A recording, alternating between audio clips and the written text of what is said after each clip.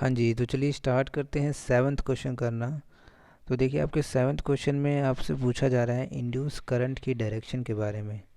ठीक है, दोनों केसेस में आपको बताना है कि इस लूप में और इस लूप में करंट किस डायरेक्शन में फ़्लो होगा, जो कि इंड्यूस करंट होगा। ठीक है, वो हमें पता है इंड्यूस करंट किस वजह से पैदा होता है।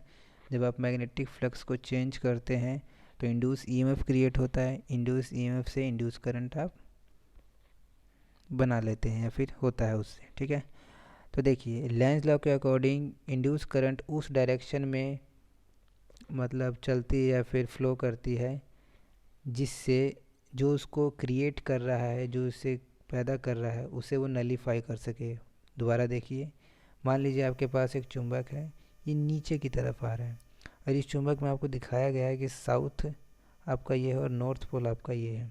तो इसमें भी करंट इस तरीके से क्रिएट होगा कि इसका जो नॉर्थ पोल हो वो ये वाला हो और साउथ पोल ये वाला हो। क्यों बोला ऐसे? क्योंकि एक बात बताओ, ये नीचे जाना ही इसमें करंट पैदा कर रहा है। दोबारा से, ये नीचे आ रहा है ना, इसकी वजह से करंट पैदा हो रहा है ना। तो इसमें करंट इस तरीके से पैदा होगा, इस डायरेक्शन में करंट पैदा होगा जिसकी वजह से ये चुंबक ऊपर आने लगे। अब चुंबक ऊपर आने का मतलब है कि यहाँ पर नॉर्थ पोल क्रिएट हो इस लूप का और यहाँ पर साउथ पोल क्रिएट हो। ठीक है, अब नॉर्थ पोल नीचे की तरफ क्रिएट हो रहा है, इसका मतलब अगर हम राइट हैंड फिंगर रूल्स से चले, मतलब राइट हैंड को कर्ल करें तो हमें पता चलता है फिंगर की डायरेक्शन इस तरीके से आ रही है। ठीक है, और अंगूठा आपको नीचे की तरफ दिखाई दे जाएगा जो कि नॉर्थ की डायरेक्शन शो करेगा। ठीक है, इसका मतलब करंट इस डायरेक्शन में फ़्लो होना चाहिए।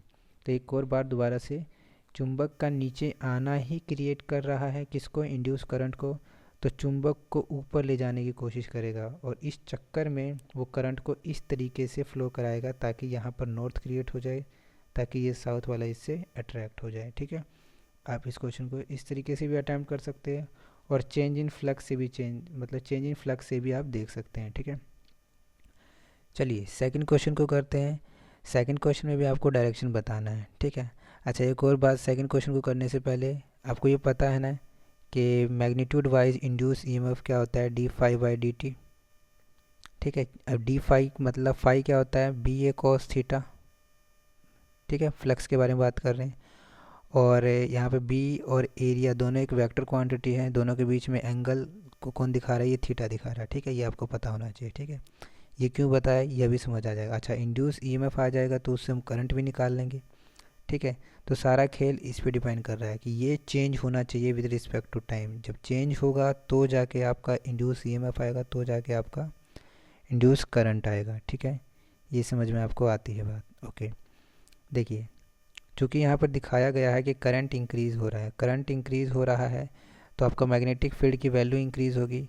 मैग्नेटिक फील्ड की वैल्यू इंक्रीज़ होगी तो फ्लक्स में जो चेंज है वो भी आ सकता है ना, आ सकता है। ये मैं पॉसिबिलिटी के बारे में बात कर रहा हूँ ना, आ सकता है। यहाँ पे कॉस थीटा लिखना था, क्या लिख दिया ये? एक मिनट रुक जाइए, बी ए कॉस थीटा।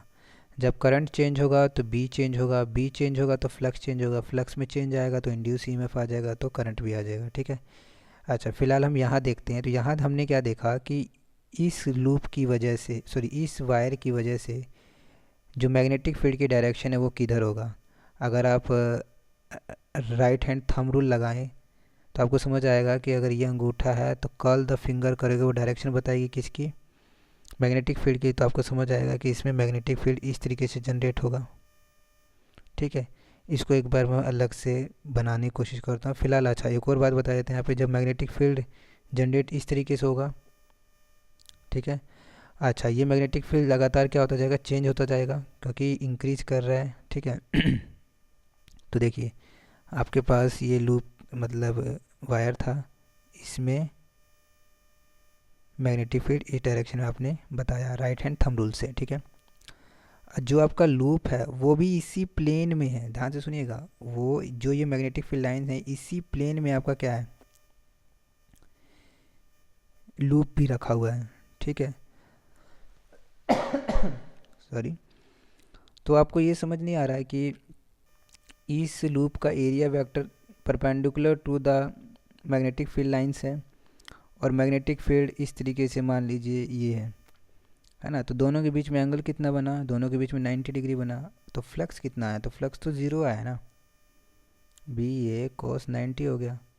एरिया वेक्टर समझ आता है ना, एरिया वेक्टर ऐसे करके है और ये मैग्नेटिक फील्ड की लाइन से है ना। तो इन दोनों के बीच में एंगल कितना बन रहा है, 90 डिग्री। तो 90 डिग्री बन रहा है तो फ्लक्स कितना है, ज़ीरो। तो जब फ्लक्स ज़ीरो है तो चेंज इन फ्लक्स क्या होगा, वो भी ज़ीरो हो गया। तो चेंज आया नहीं, तो चेंज आया नहीं, तो ई भी तो ज़ीरो हुआ, ई ज़ीरो हुआ तो क्या ज़ीरो हुआ, आई ज़ीरो हुआ। तो इसका मतलब कोई करंट इंड्यूस हुआ ही नहीं, तो उसमें कोई डायरेक्शन बताना ही नहीं था, उसमें क्या बोलोगे, आई की वैल्यू ज़ीरो। ठीक है, ये था आपका छोटा सा क्वेश्चन। ठीक है, चलिए आगे होगी बात समझ में। ठीक है, वो जो थंब रूल है, कर्ल रूल है, ये सब आप देख लीजिए किस तरीके से कराया जाता है।